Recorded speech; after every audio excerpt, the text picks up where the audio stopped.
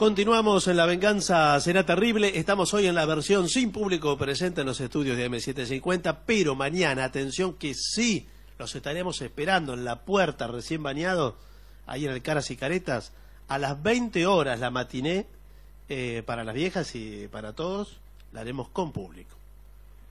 Bueno, hoy hablaremos de Josep Torres Campalans, que aparentemente era un pintor. Parece catalán. Para hablar de Campalans, hablemos primero de Max Aub, cuyo nombre completo era Max Aub Morenwitz. Era un escritor hispano-mexicano que mantuvo a lo largo de su vida en realidad 4 nacionalidades. Alemana, heredada de sus padres; francesa por nacimiento, había nacido en París en 1903; española, al afincarse su padre en Valencia ya por 1914, siendo Max un niño todavía; y finalmente mexicana por elección propia, al exiliarse después de la Guerra Civil Española. Ahora bien, Max Aub siempre hablaba del pintor Josep Torres Campalans y se dedicó a difundir su vida y su obra. Según describe Max Aub, Torres Campalans había nacido en 1886 en Mollerussa, en Lérida, en España, ¿no? Lo describe: alto, fuerte, de grandes ojos oscuros, enormes manos, pies en consonancia. Había en él, dice Aub, la potencia que solo da la tierra a quien vive o ha vivido en relación directa con ella. En fin, un payés, dice, con una palabra que designa al campesino catalán, ¿no? El payés. Un payés, hijo de payeses. En el relato, Aub define a Campalans como una persona dura. Dice, la cabeza rapada por comodidad, afeitado de cuando en cuando, nunca tuvo problemas con los vinos ni con el tabaco. Lo más ordinario le bastaba. Todo lo tenía por bueno. Nunca conoció comodidades ni le hicieron falta. Cuando por azar las gozó, las aceptaba sin aspavientos, sin darles importancia. Todo esto decía Max Aub acerca de Torres Campalans. También decía que era anarquista, catalanista y católico. Cuenta también que había huido a Francia para evitar las milicias, que había sido descargador en el mercado de Les Halles, y parece que una tarde entró al Museo del Louvre y al salir compró unos lápices para ver qué podía hacer con ellos. Luego encontró a Picasso, a quien ya conocía de Barcelona, y fue Picasso quien le hizo perder la virginidad pictórica, digamos. Lo agarró un día y lo llevó a la calle Aviñón a disfrutar de unas prostitutas, tema que motivó a Picasso para su célebre cuadro de las señoritas de Aviñón. Así que no fue una virginidad pictórica la que le hizo perder, sino una virginidad en su sentido más literal. Desde la Bohemia, y persuadido de su falta de genialidad, Torres Campalans, según nos cuenta Max Aub, terminó dejando los pinceles y buscando un retiro indígena, digamos, en una aldea de Chiapas, en México. Osadía, humor, frescura y reverencia. Torres Campalans dejó escritas en un cuaderno verde sentencias llenas de valor y osadía que Max Aub se encargó de recopilar. Leo algunas de las frases. En la pintura se da todo por hecho. Se daba todo hecho. Nosotros vamos a ir un poco más allá. Que trabajen también los mirones, decía Torres Campalans. Otra, no creo que sobreviva gran cosa del arte moderno. Es una época fea. Lo único divertido será que dentro de 100 años el cubismo resultará tan difícil de explicar como hace 50. había que hacer después otra cosa, dice Torres Campalán, pero se atascaron. ¿No? Tendrá que nacer otro Picasso y eso siempre tarda. No le faltaba razón, ¿eh? El que explica se rebaja, decía. Por eso todos los críticos son pequeños. Otra frase. Hay que volver urgentemente al hombre a la medida de las cosas a la medida del hombre. Para eso hay que medirlas, hay que romperlas, hay que destruirlas, destrozarlas y empezar desde el desierto, en alusión al cubismo. Bueno, Max Aub demostró con su trabajo no solo osadía, sino también conocimiento de la pintura, como otros grandes intelectuales, ¿no? Digo, refiriéndome a estas semblanzas de Torres Campalán que había escrito. Pero el único inconveniente con Torres Campalán es que no existió nunca. Fue una patraña urdida por Max Aub para jorobar a todos. En 1958, Aub publicó en México un trabajo sobre la vida y obra de Torres Campalán y lo vinculó al nacimiento del cubismo, juntos con Picasso y otros. La crítica quedó desconcertada. En diversos países hubo periódicos que comentaron la obra del pintor que nunca había existido. Una genial broma de Max Aub.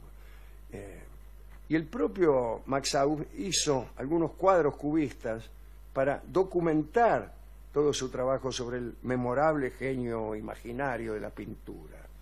Uno de sus nietos, sentado en sus rodillas, le ayudaba también a colorear aquellos cuadros. Según reveló esto Elena Aub, que es la hija de Max. Torres Campalán, según el invento de Max Aub, era un vanguardista intuitivo y perspicaz que admiraba a Picasso y detestaba a Juan Gris. Todo esto lo explica Max en la biografía de este ser imaginario, ¿no? También hay fotografías del artista, cronologías, figuran conversaciones mantenidas en Chiapas por Max Aub con Torres Campalán. Otro capítulo genial es el llamado Cuaderno Verde, una serie de apuntes y pensamientos escritos por el propio Campalán de 1906 a 1914. Desde luego los escribió Aub, ¿no? En el libro de Torres Campalán aparecían asimismo fotografías de sus pinturas y el catálogo realizado por el joven e imaginario crítico Richard Towne, que había sido hecho supuestamente en 1942 para una exposición imaginaria en Londres, que no llegó a celebrarse por el conflicto de la Segunda Guerra Mundial. En la creación, Aub tuvo la colaboración de otros destacados intelectuales, como André Malraux o Joseph Renaud. Este confeccionó incluso un fotomontaje en el que aparecía Torres Campalán con Picasso, con lo que todo se hacía aún más creíble. Cuando se celebró en el año 2003 en España el centenario de Max Aub, el Museo Reina Sofía y la Sociedad Estatal de Conmemoraciones Culturales organizaron una exposición que fue inaugurada por el presidente del gobierno, José María Aznar. Allí estaban los supuestos cuadros de Torres Campalán, que ya habían sido presentados en 1958 en las Galerías Excelsior de México y en 1962 en Nueva York. En esta exposición figuraron también obras de otros artistas que el célebre pintor ficticio conocía, ¿no? Trabajos de Gris, de Picasso, de Matisse, de Modigliani, de Chagall, en fin. Como añadido, que reforzaba el tono de humorada de la muestra, también apareció en la misma un cuadro cubista atribuido a Torres Campalán. También aparecieron textos de las primeras ediciones de Joseph Torres Campalán, catálogos de sus exposiciones y recortes periodísticos en los que se glosaba la obra de este artista imaginario. Ocupaba esta exposición, ahí en el Museo Reina Sofía, ¿no? Sí.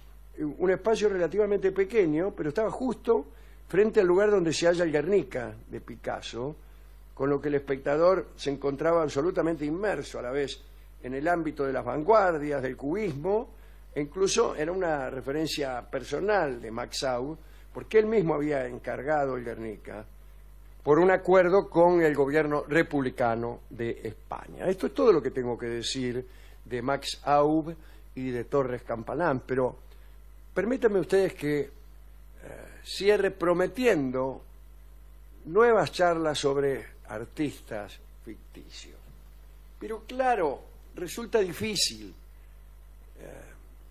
¿Qué es un artista ficticio? Porque si usted me dice que un personaje de una novela Claro. que es un escritor, es un artista ficticio, yo le diré que no. No, porque ese es presentado como personaje, pero acá no. Claro, pero también están los casos de un seudónimo. Mm, Digamos, Bustos Domecq, sí. un artista ficticio. No, es un seudónimo que usaban los escritores. Claro. Y lo sabía todo el mundo. Ese es el tema. Lo Que sabía esto todo es el más mundo. clandestino, digamos. Claro. Yo me atrevo a nombrar a Michael Barth, que es un autor del cual nunca se habla. Yo he citado sus 3 obras muchas veces en este programa, que son las novelas aparentemente policiales que se llaman El caso de las trompetas celestiales, El caso de la joven alocada y El caso del jesuita risueño. Ahora, justamente Barth, que es el autor, hace aparecer en sus novelas un escritor, que es el que cuenta la historia en primera persona. Pero lo curioso es que realmente no se sabe nada de este Michael Barth. Alguien dice que se trata de un señor nacido en 1900 y lector de Chesterton y experto en demonología. Eso es todo lo que se sabe. No hay ningún otro dato. Es raro que no haya otro dato. Aparecieron sus libros en la colección El Séptimo Círculo, dirigida por Borges y Bioy Casares. ¿Sabían ellos algo más? Probablemente. Probablemente. Sí. El argumento del caso de las trompetas celestiales lo hemos contado aquí varias veces. Es una historia que, al revés de lo que ocurre siempre, donde algo se presenta como una historia sobrenatural y luego hay una explicación lógica, más bien acá aparece algo aparentemente sobrenatural que luego resulta evidentemente sobrenatural. La historia tiene un protagonista extraño, que es un señor llamado Drinkwater, es decir, algo relacionado con beber agua. Y explica el autor que las personas cuyo nombre tiene algo que ver con el agua están vinculadas con el demonio. Y cuenta también historias de gente que vivía en París o en Italia, y se llamaban Bevilacqua, Beauvoir, qué sé yo, no sé, algo así, y también estaban vinculadas con asuntos mágicos. Por eso, en Cartas Marcadas, algunos personajes que tenían que ver con el demonio se llamaban también así, como las mellizas Bevilacqua. Bien. Cuenta un señor llamado Gallardo, en una de las pocas notas que se pueden encontrar acerca de estos libros, que durante la época de Perón había un funcionario llamado Bebacqua que tuvo un papel preponderante en la ruptura entre Perón y la Iglesia Católica. Pero bueno, eso es más bien casi, digamos, una humorada del señor Gallardo. Ahora bien, nunca encontré nada, absolutamente nada, acerca de este escritor, Michael Barth. Vamos a ilustrar esta charla sobre Torres Campalán con la canción que se llama Si yo nací de tu pincel, cantada por Carina Berlegui y un cantor imaginario.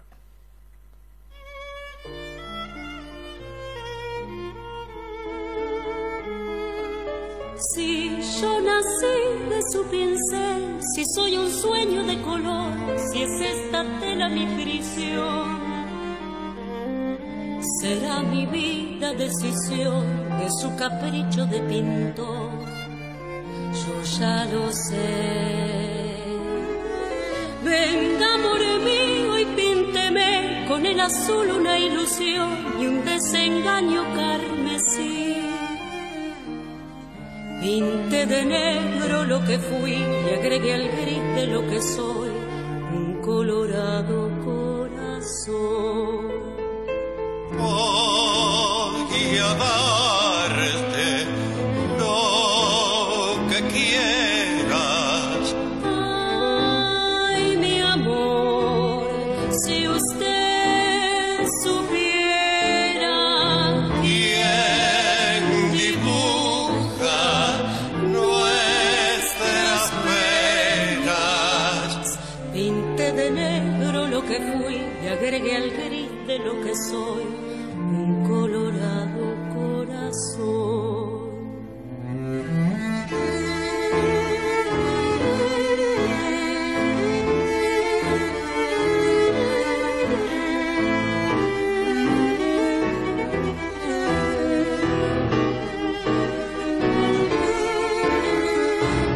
¿Quién dibuja nuestras penas?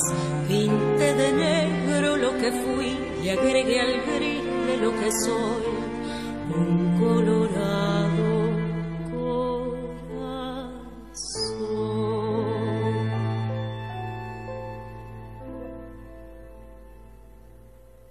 Era Karina Beorlegui y Alejandro Dolina. La venganza será terrible si yo nací de su pincel.